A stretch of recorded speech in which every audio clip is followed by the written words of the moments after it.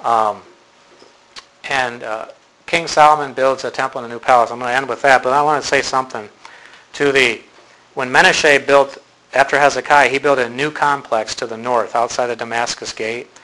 And this was for him and the few kings of Judah that would exist until the temple was destroyed and there was no more kings. Herod was not a Judean king.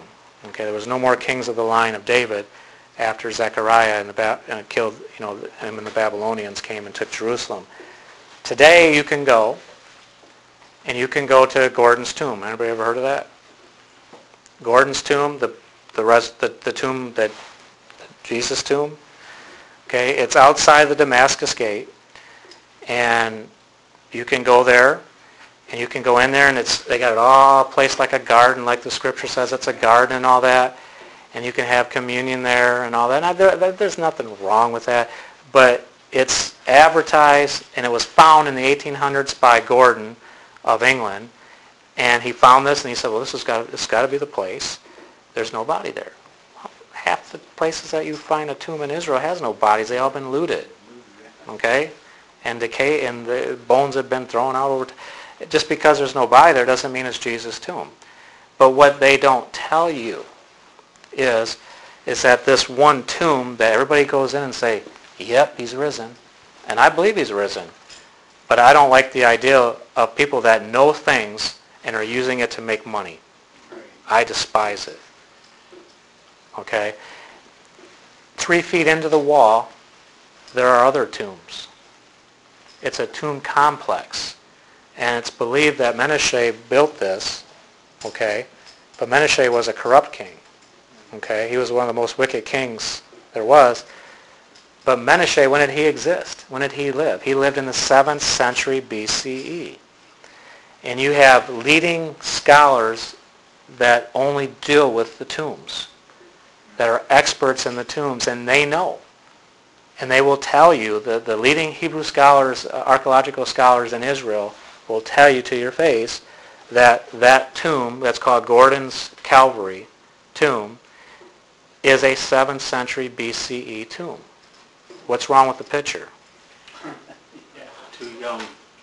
Because it says very clearly that Jesus was laying in the tomb, Yeshua was laid in the tomb where Joseph of Arimathea's new freshly cut tomb was for him and his family, and that's where he was laid to rest after he was buried in aloe and myrrhs and the linen straps and all that.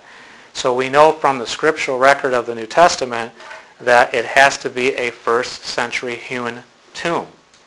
Okay? And these experts, the way that the way they cut the stone to make the tomb complex is a giveaway to what materials were used, tools were used and that developed over time. As you became more modern, you had better tools. They can determine by that, by pottery, and the other things that they did, they were able to, they very clearly, by the model and the shape, identify that tomb complex as a 7th century BCE tomb. It cannot be the tomb of Yeshua. Even though with Jesus Yeshua, pretty much the walk that he made with the palms, out of going to where I've learned, a lot of those tour guides got that even wrong. Absolutely, yeah. And the problem is that the cities today that is modern Bethlehem and Bethphage, which talks about where he started riding the donkey. The places today that are named those places, those aren't the places during the time of Yeshua. We know where Bethlehem is. Bethlehem today is across the shepherd fields to the north, not to the big city of Bethlehem today. The big city of Bethlehem today, and where the Church of the Nativity is, that was a pagan shrine. That was not the birthplace of Yeshua. I agree. And this trip that we're going on this December with Moshe, we're going to the exact, we know where the place is. The place has been discovered. We know exactly where the place, the cave, because the oldest traditions very clearly say that the manger, the word fattening in Greek is actually a feeding trough for sheep. And that would have been in the fields, and it would have been in a cave for protection. And the earliest traditions in all of Christianity teach that the baby Yeshua was born in a cave. Okay? And also we learned that when it says there's no room in an inn, that has nothing to do with a house or an apartment, that these little caves in the fields, even today, they are called inns. It's terminology. And when you go there, you learn these things, and you're educated by the people of the land that have lived in this terrain and have, but when it crosses over to translation in language, what they translated as inn, and when we say the word inn, to us it has a different picture. We're thinking of a motel or something. Okay, but we have a whole series, a whole thing that we did on that. But let me wind this down because it's getting a little late here. King David now is in the king. He will build a new palace, and he will build the temple. Okay, he will build a palace close to the temple, and will only occupy what David's palace was for a while until his house is built. And we are told, and we're going to talk next time about he married in a peace treaty Pharaoh's daughter at the time. Okay, and that was his wife, and he built the king's high house that was by the court of the prison. The high house is his new palace. And Solomon was building his own house 13 years, and he finished all his house. He took 7 years to build the temple, and took 13 years to build his castle. Now some people say, well, isn't he giving himself more precedent over the temple of God? No. He put all the energy and effort to get it done in 7 years because the temple complex was far much bigger than the castle. But he slowed down because it wasn't as important when he built his house. That's why it took so long, not because it was bigger or better. Okay? And this is, the kingdom under Solomon was the largest it ever was when Israel controlled the land.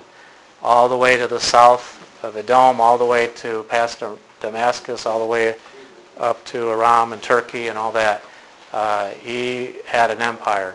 He also owned some tin mines in England. Well, yeah, he had places everywhere. This would be David's palace right here. Now he fortifies the Milo, builds the wall, extends it, and he builds the Temple Mount up there, and then he builds his castle right there, even north to David's castle. Okay? So this is the castle after Solomon that all the kings stay in of Judah. This is the one that we saw the toilet seat from. Other not necessarily royalty, but other high-ranking people obviously would have stayed here, but not the king. It still existed even throughout the first temple period. And here's another depiction. Solomon's palace, David's palace, Solomon's palace up here, and he built the temple. See how he extended it up to Mount Moriah. And he had all kinds of building things. He had everything. Solomon had gardens, vineyards, and building projects and all that. And we're going to conclude with that. And then next time, we're going to look at King David's preparations for the temple. And we're going to look at Solomon's building of the temple. And I'm going to show you some diagrams, some different things, and that you probably never thought of in why the temple would be that important. So we're going to look at that next time. So that's pretty much it tonight. And then we'll open up for any questions or comments.